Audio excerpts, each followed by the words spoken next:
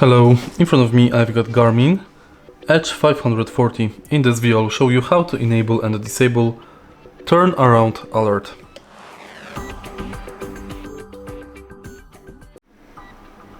In the beginning, let's go to menu by pressing and holding this button.